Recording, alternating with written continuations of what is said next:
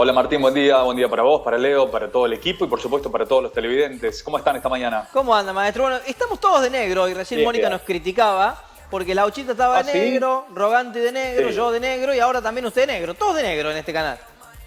Hombres de negro, Hombres Men de in negro. Black. Ahí está. Bueno, Sí, alguna sí, vez señor. hay que ponerse algo negro, ¿por qué Bueno, no? ayer en el fragor de la cobertura Sí, del gobernador Juan Schiaretti en la inauguración de la Escuela Proa, me olvidé decir sí, que estaba dígame. muy elegante usted vestido. Un nivel Ah, bueno. altísimo. Sí, Gracias. sí. Siempre cuidando las formas. Y sí, no, por supuesto, por supuesto. Usted también estaba bien, ¿eh? Estaba bien Sí. acorde. Ahí lo vi haciendo el móvil. Sí, en un momento me Muy agarró bien. calor, pues tenía la campera, me agarró calor adentro del Zoom y me A saqué la empezar a campera, sacarse. ¿viste? Y no sabía dónde dejarla, tiré en el suelo. Listo, ahí que se quedara ahí en el suelo un Ahí rato. está. No, Y terrible. bueno, hay otras urgencias periodísticas, ¿cierto? Así que hay que atender eso, por Por supuesto. supuesto, por supuesto. Bueno, y nos quedamos sin la posibilidad de entrevistar al gobernador, Germán. Un saludo a los muchachos ¿Qué de va? los monos De ahí, seguridad, de exacto. seguridad, los muchachos de la seguridad, ¿viste? Los grandotes esos, que no te dejan pasar. La verdad Bueno, que salud. trabajan muy bien, ¿eh? Dejaron pasar algunos y a otros nos quedamos ahí afuera No, esperando. sí, unos genios. Cubrimos todo el acto desde muy temprano, desde Sí. el principio. Bueno, eran unos minutos de palabras del gobernador Juan Schiaretti, que por lo general no suele dar No, ni conferencias ni ruedas de prensa. Empezó exacto. a hablar ahora que es precandidato presidencial, ¿no? Exactamente, bueno, lo mismo sucedió en el 2021 en el marco de las elecciones Claro, exacto. legislativas, habló también el marco de esa campaña. Bueno, si te parece, arrancamos la columna hablando de lo que dejó la visita del gobernador. Germán, ¿qué análisis haces, qué balance? Y que por supuesto ya está Bueno, reflejado en el regionalbm.com.ar. por supuesto, no, más allá de la visita que tuvo que ver con la inauguración de la Escuela Proa en el predio de la UTN, obviamente Schiaretti está en modo precandidato presidencial. Ya lo estaba desde hace un tiempo, pero ahora con la oficialización a partir de la confirmación que dio un par de jornadas atrás en San Francisco y esta visita a Villa María, obviamente ya comienza a marcar el sendero hacia lo que es la campaña para las PASO que se van a realizar en agosto. Por supuesto, no dio muchas precisiones. Dijo que va a ser parte de una coalición que tiene como ejes el trabajo y la producción, por ejemplo, y que busca sacar al país de este estancamiento. Lo dijo ayer y lo dijo con algunas otras palabras en otras ocasiones. Quiere que Argentina vuelva a ser un país normal, o sea, un país normal. Y ayer, por ejemplo, vos lo sabés, tocó algunos temas sobre los cuales se lo consultó, inflación, por supuesto que es un tema urgente, necesario, no dio precisiones de cómo un eventual gobierno de Schiaretti y su coalición atacarían este flagelo que afecta a los argentinos desde siempre prácticamente, pero dijo que hay que tener un plan integral para poder hacerlo, dio algunas claves para, por ejemplo, dejar de lado los planes sociales y convertirlos en trabajo genuino, habló de narcotráfico, de qué hacer con el narcotráfico, este otro gran flagelo que no solamente tiene a Rosario como epicentro. Rosario es el que tiene más publicidad, pero es un flagelo que está en todos lados y que de alguna forma, sin obviamente llegar a la espiralización de la violencia que sacude a la ciudad rosarina, en otros puntos del país también se está arraigando y mucho, es una problemática cotidiana. Y entre otras cuestiones que abordó allí Schiaretti con unas pocas preguntas que les pudieron hacer los colegas. Pero ya está en modo precandidato presidencial, hay que ver cuál es la alianza que se teje. Recordemos que algunos de sus eventuales aliados en algún momento quedaron en el camino. Habrá que ver cómo constituye esta coalición para tratar de lo que él dice sellar la grieta que para algunos es simplemente un mito, que es aprovechado políticamente como para obtener ventaja y sacar rédito de eso, y para otros es una grieta no solo política, es una grieta que sacude toda la estructura social y cultural. Habrá que ver cómo le va a Schiaretti, que mide muy bien en la provincia de Córdoba, que es reconocido en algunas provincias limítrofes, pero que por allí le falta un poco más de llegada a otras provincias de la República Argentina, ¿no? Sobre Sí. todo pensando en la interna del peronismo a nivel nacional, del kirchnerismo, cómo se va a definir, quiénes van a ser los candidatos, o el candidato o la candidata presidencial, en principio, y también cómo se define la oposición, en este caso Juntos por el Cambio, y el rol que vaya a tener Milei,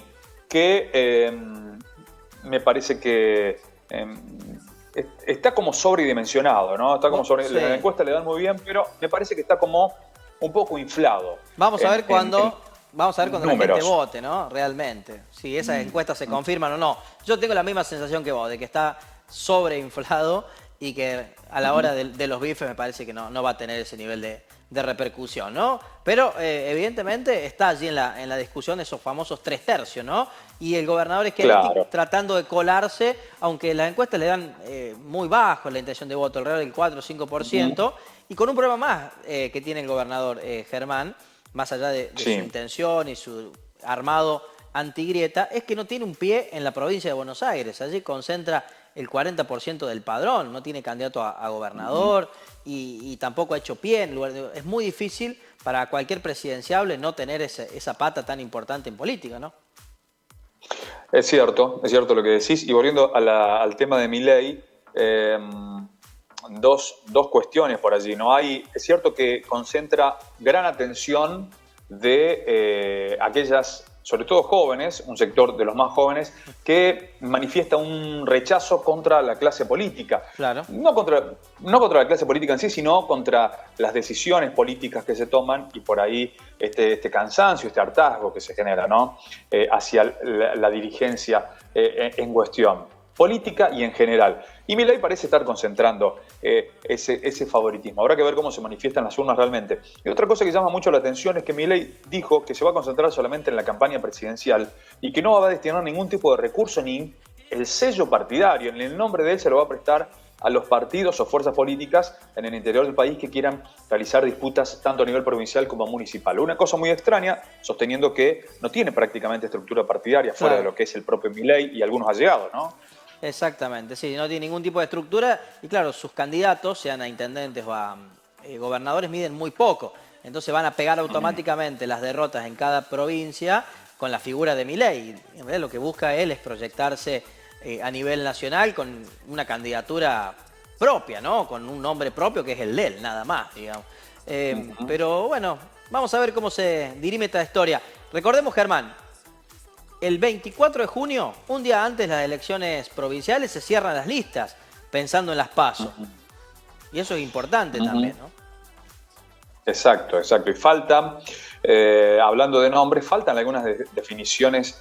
Sí. Obviamente para las PASO falta, pero también en el plano provincial. De Loredo al final se decidió por ser candidato a intendente por la ciudad de Córdoba. Sí. Falta ver el nombre del segundo o la segunda que acompañaría a Luis Juez en la fórmula, esto es Juntos por el Cambio. Sí. Y también falta saber quién es el o la persona que va a completar la fórmula, el binomio con Martín Yarlora, ¿no?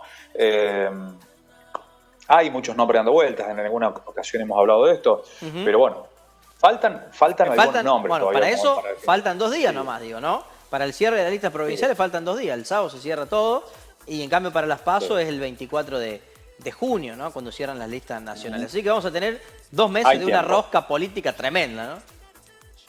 Tremenda. Arenas movedizas de aquí hasta octubre, así que habrá que circular con cuidado. Y nosotros, que no nos alcanza la guita, ¿no? A la mayoría pensando en cómo llegar a fin de mes, muy pocos pensando en las elecciones, ¿no? La mayoría pensando en cómo llegar a fin de mes, cómo hacer rendir un sueldo que está cada vez más devaluado.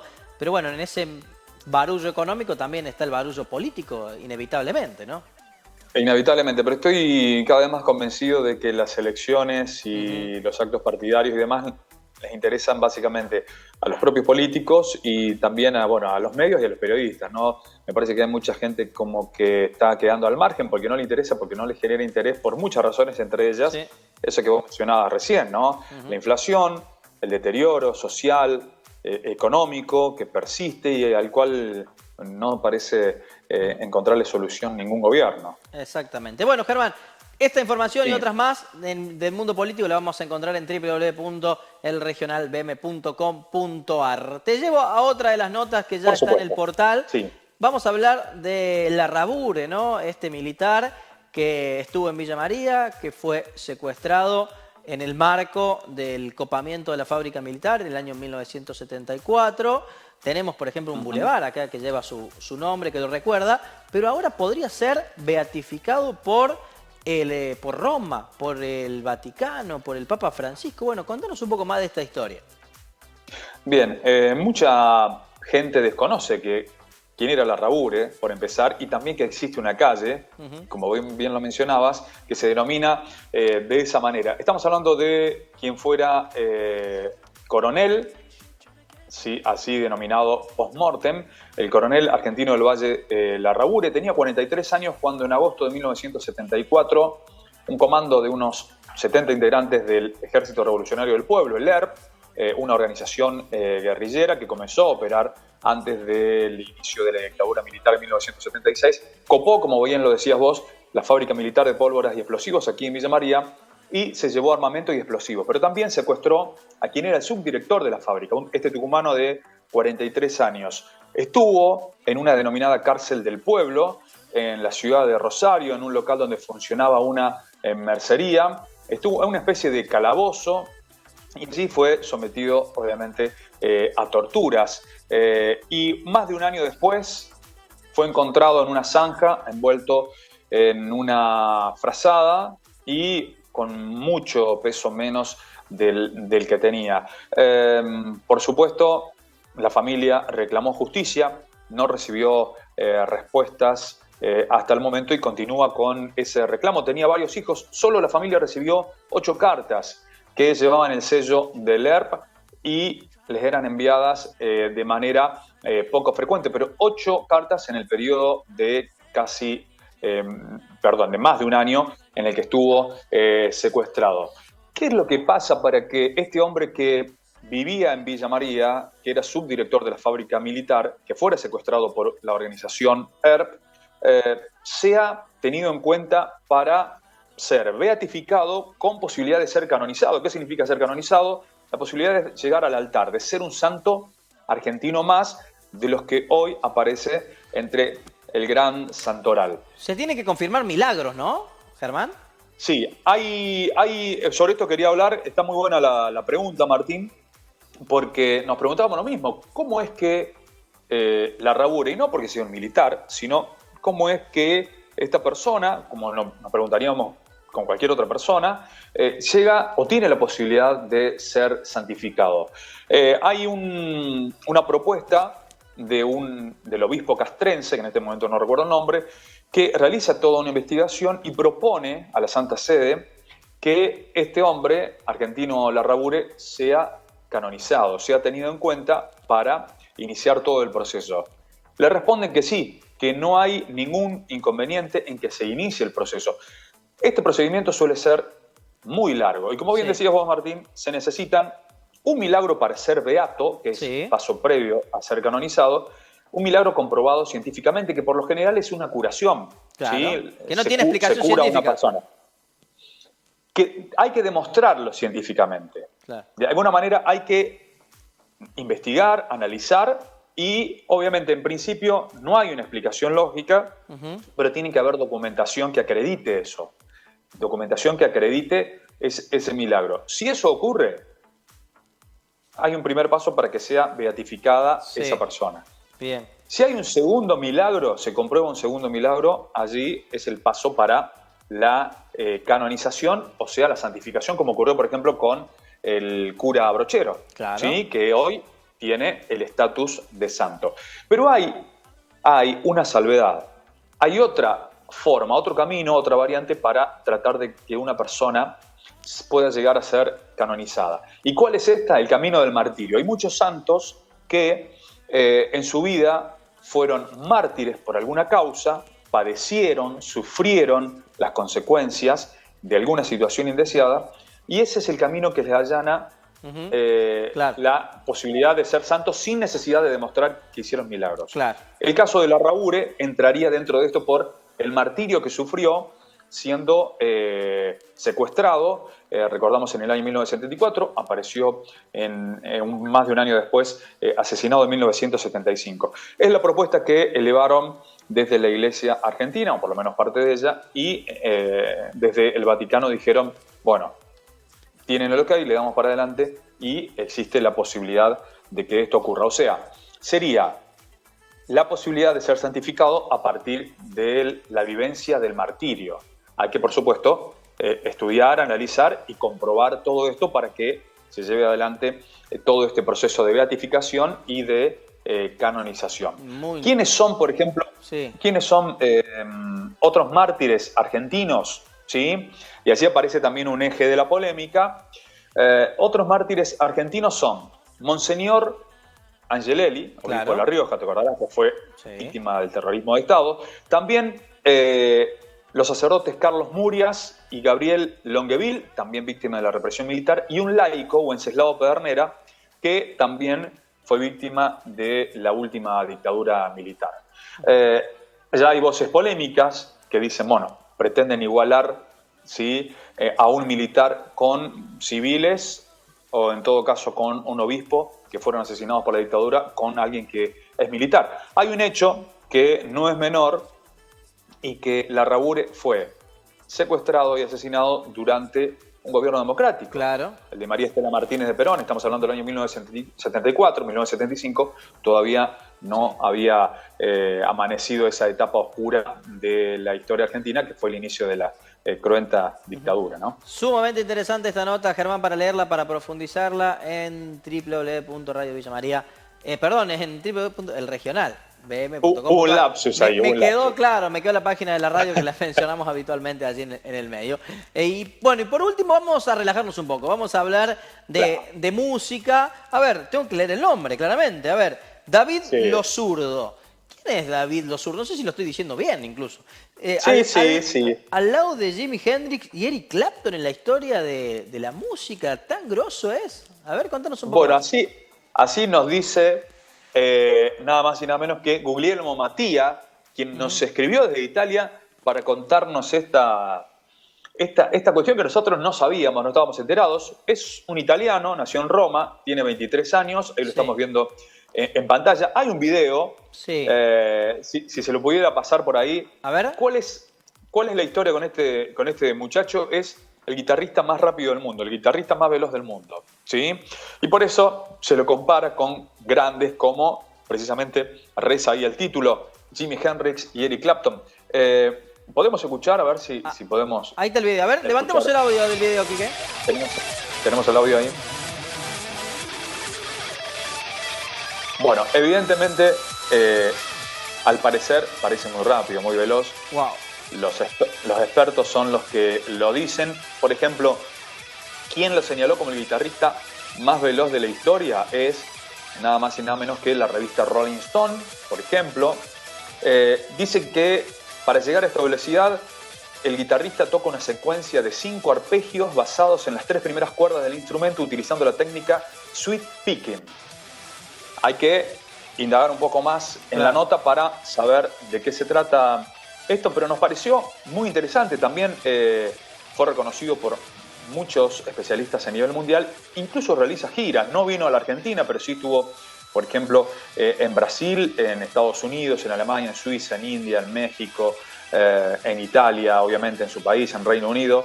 Y realmente no lo conocíamos, nos pareció toda una novedad y aquí estamos, bueno, por supuesto reflejando esta historia de David Lo Zurdo, un italiano de 23 años que hoy por hoy está considerado por Rolling Stone, por ejemplo, como el guitarrista récord, el guitarrista más veloz del planeta. Increíble lo que hace, ¿ah? Increíble, Germán, ¿no? No, realmente impactante. Increíble. Los que saben mucho más que nosotros sobre estas cuestiones, bueno, así lo afirman, así que, bueno, habrá que fijarse por ahí en algún video en YouTube y conocerlo un poco más, aquellos que son fanáticos un poco más de la música. Bueno, y por supuesto también acceder a nuestro portal, así van a encontrar toda la nota con videos, con imágenes y todo lo demás. Exactamente. Bueno, contanos un poco más. ¿Cómo podemos ingresar al portal? ¿Cómo ingresamos a las redes? ¿Cómo podemos seguir el material que todos los días, todo el tiempo están subiendo allí en la web? Por supuesto, nos encuentran en elregionalbm.com.ar. Ahí estamos con toda la información del día, lo que ocurre en cada momento en Villa María, Villanueva y toda la región, pero también con este tipo de notas que nosotros reflejamos. Algunas de ellas elegimos para contarte en este espacio en modo directo. También nos encuentran en las redes sociales.